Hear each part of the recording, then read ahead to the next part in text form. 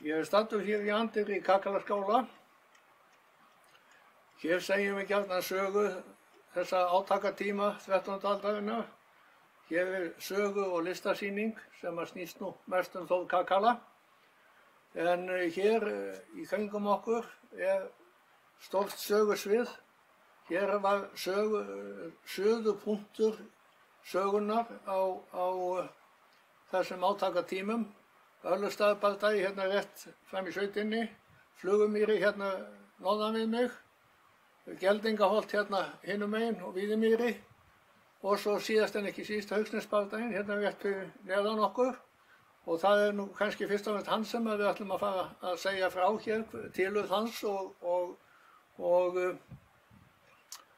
þeirri atburðarás sem að það varð.